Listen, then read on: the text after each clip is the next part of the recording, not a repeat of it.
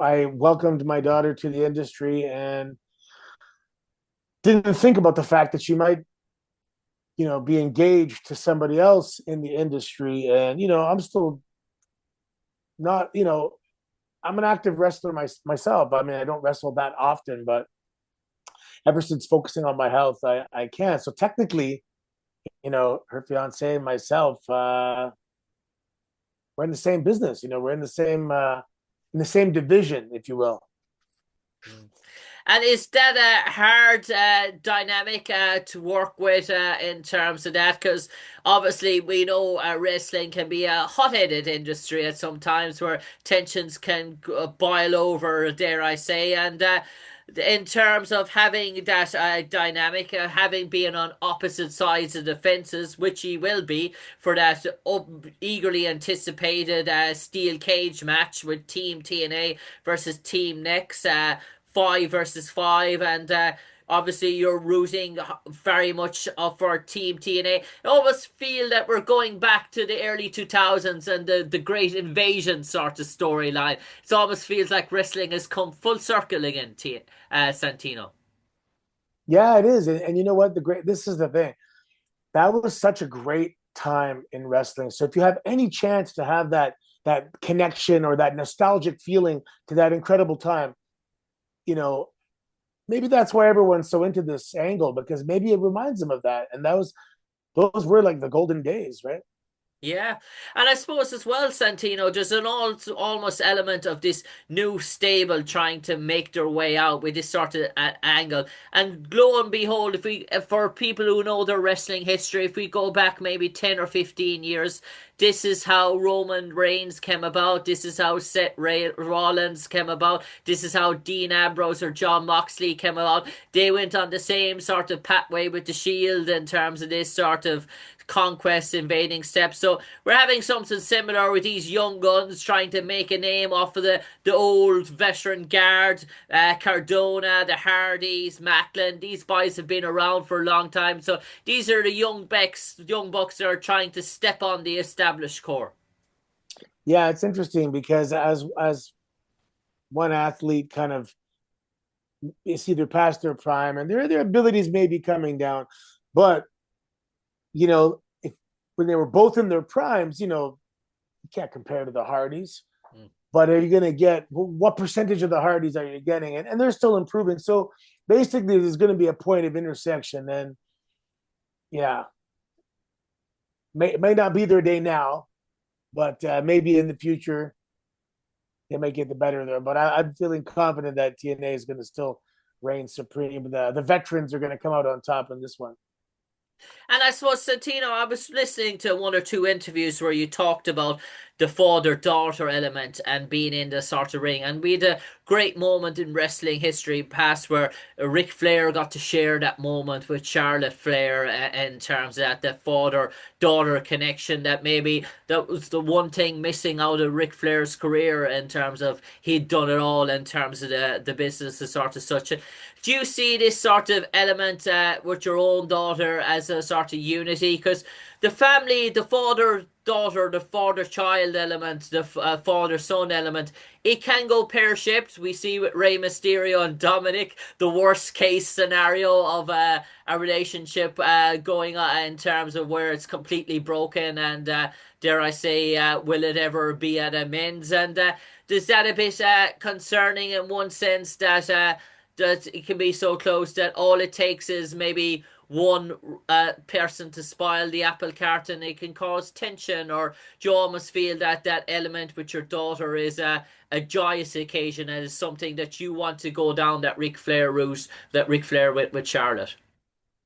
Yeah, for us, you know, wrestling was difficult when she was younger because I was gone a lot, and but we've always had very good communication about what was happening and the reason it was happening and why it was worth it and why it was necessary. So the fact that she's in the business and the fact that we get to see each other more because we work together, it's kind of taking back lost time, which is very rare to do.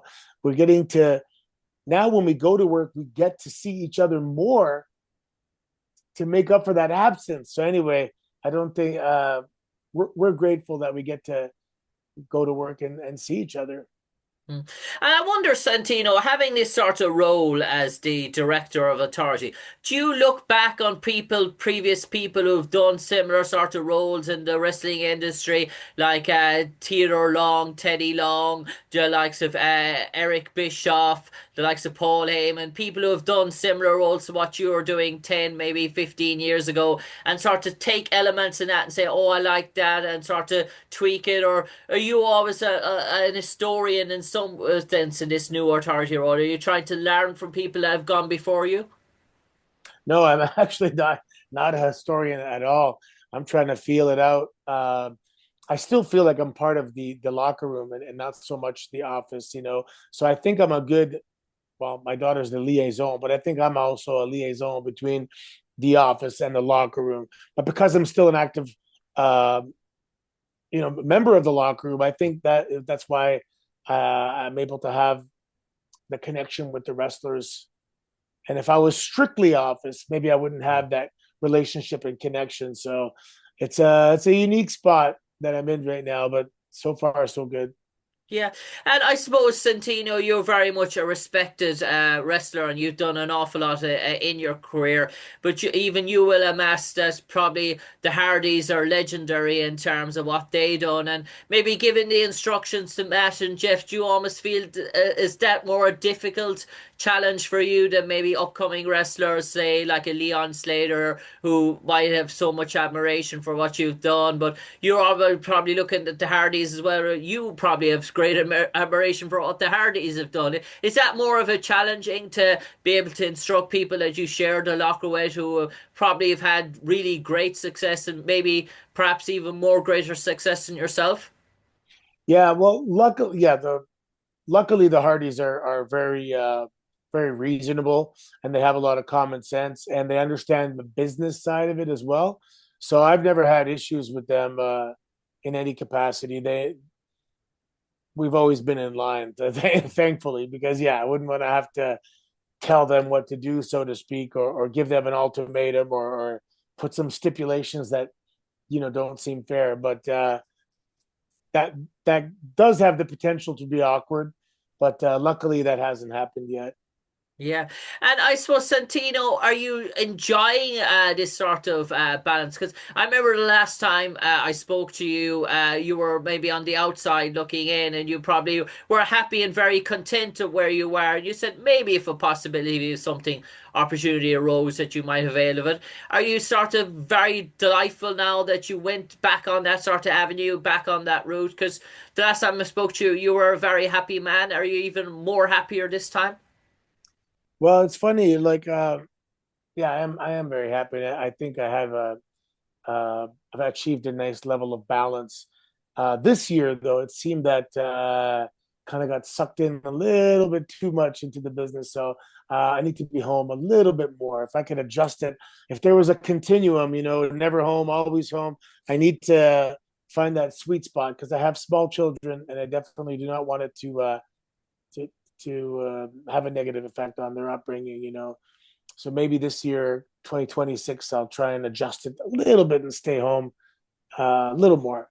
Yeah, and Santino, just to finish up, in terms of this six-man steel cage match, in terms of your own sort of New Year's resolution, how do you think things are shaping up for you? For the tag match. For in terms of your own heading into 26, in terms of New Year's, any resolution in the pipeline, and for TNA, Oh, how do you think things are shaping up for them heading into this tag match, the six-man steel cage match? oh, the steel Fine match. cage match is going to be incredible. I mean, the fact that the TV deal is starting fresh in January, it's like perfect timing with a fresh new year, a fresh new deal. Everyone has their resolutions in place.